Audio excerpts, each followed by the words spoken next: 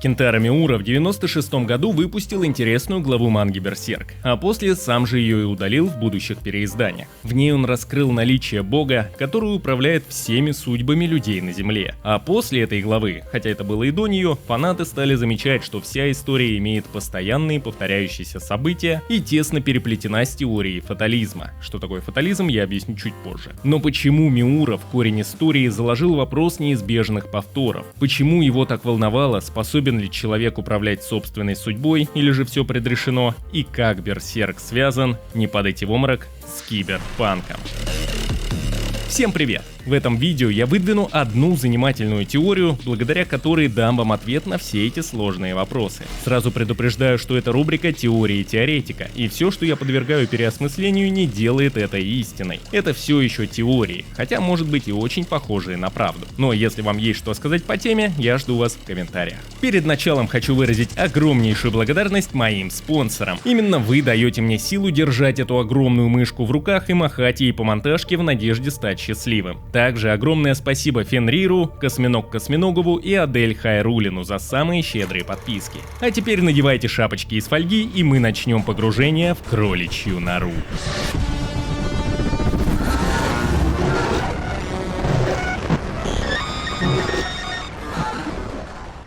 И чтобы все мы разговаривали на одном языке, сначала нужно определиться с некоторыми основными идеями произведения. Многие натыкаются на такую штуку, как причинность. Это весьма популярное понятие в мире Берсерка, но, как мне кажется, мало для кого понятное. Поэтому пойдем от простого к сложному и сначала разберем смысл этого слова. Причинность по своей сути — это принцип, что одно явление, которое мы назовем причиной, порождает другое явление, которое по логике мы назовем следствием. Иногда причина может влиять на следствие косвенно, затрагивая другие причинно-следственные связи, а иногда напрямую, без промежуточных событий. Говоря языком математики, причинно-следственная связь подразумевает, что изменение в одной переменной приводит к изменению в другой переменной. Приведу парочку примеров. Повышение уровня твоего образования может привести к увеличению уровня твоих же доходов, так как у образованного человека больше шансов и возможностей на рынке труда. Или вот мой любимый: если ты будешь много жрать и не заниматься спортом, станешь жирным.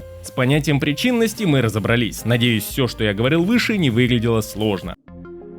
Фатализм – еще одно крайне популярное понятие в Берсерке. Фатализм – это философская теория, утверждающая, что поскольку любое событие имеет конкретную причину, то все человеческие действия предопределены. Следовательно, свободы выбора как таковой не существует. Простыми словами, судьба уже предрешена. Что вершит судьбу человечества в этом мире? Ну, в общем, вы поняли, вся вот эта фраза. А вот судьбой в мире Берсерка называют принудительное навязывание событий, которые должны произойти из-за того, что уже эти события были предсказаны. И здесь я вернусь к уже упомянутой удаленной 98 главе Берсерка. Она продолжает главу «Бог хаоса». В ней Гриффит общается с сущностью, которая называет себя богом, а точнее идеей зла. Прежде чем я вам раскрою, что поведал бог Гриффиту, скажу, что Миура удалил эту главу из тома в будущих изданиях, потому что, с его слов, появление бога в истории раскрывает сюжетное развитие, а тем самым упрощает основную интригу сюжета. Кто-то до сих пор спорит о каноничности этой главы, но на протяжении всего произведения можно найти сюжетные подтверждения событиям и фактам, которые были изложены в этой главе. Так вот, в ней Гриффит встречает огромное сердце Вихри. Вихрь вроде как не простой, а состоящий из душ апостолов, которые страдают там в агонии и муках. Сердечко рассказывает, что правит судьбой каждого человека на земле, и что люди как раз таки и создали этого монстра своим желанием найти причину существования их боли. То есть люди своей фантазией сами себе создали предсказанную судьбу. Зафиксируем эту мысль, а я дальше начну рассказ с другого конца повествования, чтобы у вас все сложилось в пазл к самому концу.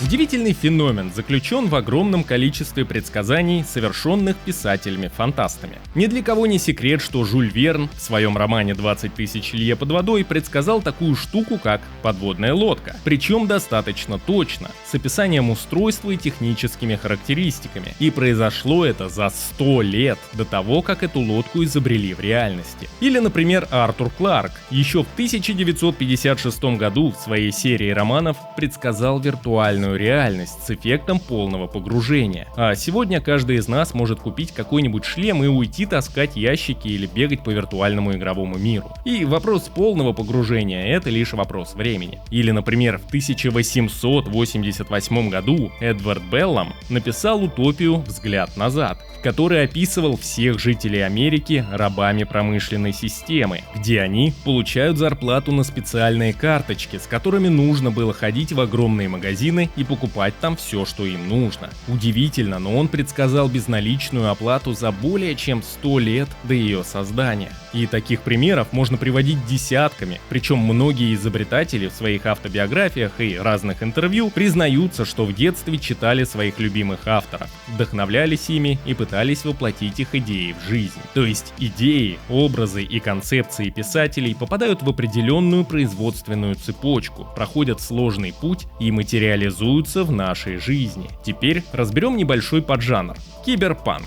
Он стал явлением, которое возникло не только в литературе, а сразу и в кино, и в других видах искусства. Это уникальный трансмедийный феномен 80-х годов. Говоря о нем, я имею в виду не только сюжет и повествовательную структуру. У киберпанка есть, помимо особой визуальной эстетики, там туманы, грязные подворотни, неоны и иероглифы, еще есть мрачное и безысходное ощущение одиночества, в котором люди буквально не могут радоваться жизни. И этой атмосферой пропитано большинство произведений киберпанка тех лет. Вообще тут стоит добавить немного истории. Вся узнаваемость и визуальные ассоциации научной фантастики уже появились в конце 1970-х, как раз благодаря «Звездным войнам». Возможно, вы не знали, но именно «Звездные войны» впервые сделали научную фантастику массовым явлением, в котором было огромное количество визуальных ассоциаций и повествовательных троп. С киберпанком произошла похожая история, только уже в 80-х. Он сразу захватил очень разные медийные сферы. Главным киберпанк-романом стал уже культовый нейромант Уильяма Гибсона, который вышел в 1984 году. Этот роман определил новый облик научной фантастики. До него она была одна, а потом стала другая. Да и вообще, все писатели-фантасты в 80-х годах очень сильно влияли на читателей. Именно их видение будущего определяло движение социума. Рекламные лозунги, внешний вид инноваций и вообще будущее, которое представляли обыватели, начинало превращаться в реальность. И все это благодаря писателям. То есть люди своей фантазией сами себе создали предсказанную судьбу. Где-то я это уже слышал. Особо смышленые догадались, к чему я веду. Кто-то уже, скорее всего, выключил видео, я вас могу понять. Мне самому сравнить идею будущего фантастов-киберпанков с идеей зла из Берсерка казалось абсурдной, пока я кое-что не вспомнил.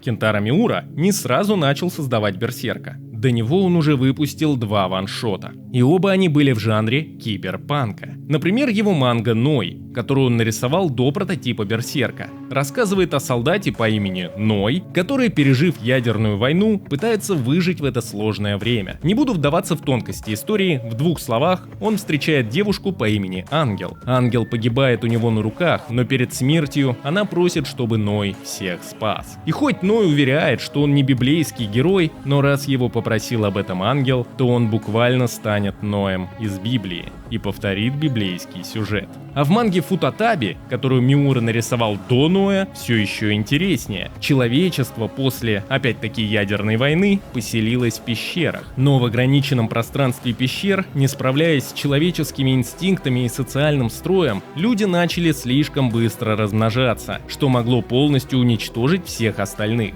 Голод, перенаселение в ограниченном пространстве и прочие факторы. Поэтому люди разработали систему искусственного рождения мужчины и женщины отдельно друг от друга. Их расселили в разные концы пещер, и мужчины и женщины не знали о существовании друг друга. В такой системе у них не было шанса встретиться вновь, пока одна девушка не пробралась в другую пещеру и не встретила там парня. За чередой событий их выгнали из пещер на поверхность Земли. Тем самым Миура буквально повторил изгнание Адама и Евы из рая, которые оказались на Земле. Причем, что характерно, в обоих его ваншотах мир достиг технического прогресса высшего уровня и был уничтожен ядерной войной. И в обоих случаях есть библейские отсылки. Но религиозный подтекст я затрагивать не буду, иначе одной шапочкой из фольги дело не закончится. Может быть, Миура просто по приколу увлекся этим киберпанком. Это были его первые 2 ваншота. Слишком жиденькая связь, Димон, скажете вы. Я же отвечу, согласен. Но давайте сначала разберем 5 важных имен пятерки руки бога. Начну со Слен. Прототипом ее имени служит название фантастического романа, написанного в 1946 году Альфредом Элтоном Ван Гогтом. Слан. Имя Убик – это прямое название фантастического романа Филиппа Дика, написанного в 1969. Прототипом имени Конрад послужило название еще одного фантастического романа Роджера Желязны «Зовите меня Конрад» или первичное название «Этот бессмертный» 1965. И, наконец, имя Войд – это искаженная фамилия писателя-фантаста Джона Бойда. Наиболее известное его произведение – роман «Последний звездолет с Земли», которое по своей сути очень походит на 1984 и «О дивный новый мир». По словам самого Миуры, имена 4 апостолов руки бога он взял из научно-фантастических произведений. То есть 5 апостолов руки бога — это буквально научно-фантастические персонажи и писатель-фантаст прошлого века. Но почему 5? Ведь имя Фемта и Гриффит ни к чему не отсылает. Да, вот только в дальнейшем у него появляется другое прозвище, которое также относит нас к научной фантастике — Millennium Falcon, что в переводе означает «тысячелетний сокол». Фанаты «Звездных войн» сразу же все поняли. На тысячелетнем соколе катались Хан Соло и Чубака. Даже так, 5-й член руки бога получил отсылку на научную фантастику. И уже на монтаже, еще раз перечитывая ваншот Ноя, увидел прикольный такой символизм. Там робот, похожий на R2-D2, буквально убивает ангела. Так зовут главную героиню. Я не утверждаю, что Миура закладывал в это какие-то глубокие смыслы, просто прикольный такой штришок, в котором видно, что наш Кен «Звездных воинов» точно смотрел. А в некоторых версиях люди пишут, что Миура вообще вдохновлялся «Звездными войнами» при создании Берсерка. Ладно, это я ухожу в полемику, вернемся к теме видео.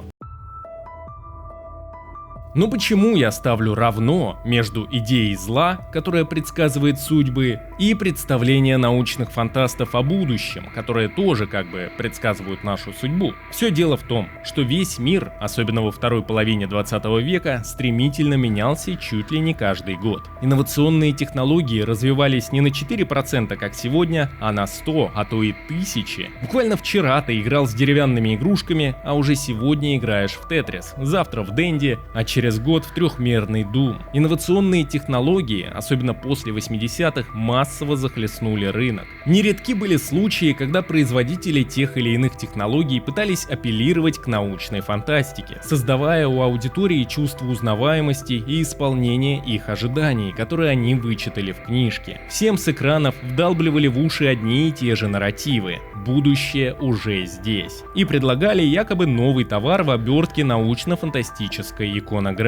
И во всем этом технобуме лидировала Япония. Все дело в том, что Япония 70-х в экономике и в общественной жизни наслаждалась невероятным взлетом своего экономического чуда. Из разрушенной войной нищей страны, по которой носился радиоактивный пепел, за считанные 30 лет упорного труда, мудрой экономической политики и ставки на технологические инновации, она превратилась в мастерскую мира. Именно по этой причине большинство киберпанк-авторов видели в будущем именно Японию как центр мира. Я не зря упомянул культовый киберпанк-роман Нейромант. Главный герой истории проживал в Японии, в префектуре Тиба. А знаете, кто еще из этой префектуры? Правильно, Кентаро Миура. В таком бурном течении времени ощущение фатализма просто витало в воздухе. Но если у всего есть начало, значит у этого есть и конец. Взлет японской экономики обернулся катастрофическим крахом фондового рынка и всего японского пузыря в 1990 году. Японское экономическое чудо кончилось. Страна восходящего солнца, не оправившись от такой катастрофы, массово ушло в эскапизм и на ближайшие 10 лет полностью погрузилась в киберпанк-культуру. Bubblegum Crisis, Акира, Призрак в доспехах и прочие культовые произведения только укрепляли коллективное сознание японцев в том, что они все идут в этот мир, который создали сами. И мир этот отнюдь не радужное будущее, а депрессивное место, наполненное болью и страданием. То есть люди своей фантазией сами себе создали предсказанную судьбу.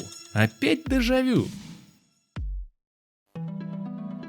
Поэтому у Миуры и возник этот вопрос. Что вершит судьбу человечества в этом мире? Некое незримое существо или закон? Предсказанное киберпанками будущее виделось многим японцам, во-первых, мрачным, нищим и дистопичным, а во-вторых, высокотехнологичным и корпоративным. Знаменитая фраза «high-tech, low-life» мгновенно начала превращаться в реальность. Вся страна стала свидетелем ужасного культурного предсказания, которое они читали в книжках. Но Миура видел в этом конец. Видел вечный круговорот high-tech, low-life, из которого нужно выбираться. И если люди писали о будущем и предсказывали его в настоящем, то почему бы не написать историю о прошлом и предсказать будущее? Миура разворачивает повествование на 180 градусов. Подальше от бездушных роботов и кибернетических мегаполисов он погружается в мир королевств и демонов и начинает рассказывать историю о человеке, который способен противиться судьбе, способен сражаться за свое счастье и не поддаваться идее зла, способен двигаться через мрачное настоящее в светлое будущее. Миура хотел создать героя, который будет давать людям надежду на то, что они способны противостоять судьбе, способны выбраться из того тупика, в который они все попали. В основе Берсерка находится глубокая философия, которая лежит вне пространства и времени. Вся идея зла, которая предсказывает судьбы, это точная метафора на саму идею о будущем Японии. Миура в попытках переосмыслить тот тупик, в котором все оказались, он ищет выход, ищет причину. И, создавая Берсерка, он ее для себя находит. Причину доказать самому себе, что предсказанную судьбу можно изменить. В июле 91 года Брюс Стерлинг, отец киберпанка, выпустил легендарную статью, в которой заявил, что киберпанк умер. Через 3 месяца, в октябре 91-го, Кентаро Миура запустил арку «Золотой век».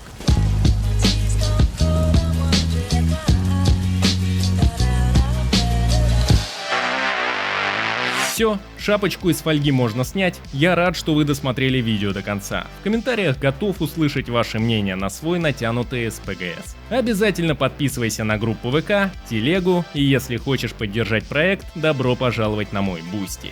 И увидимся в новых видео.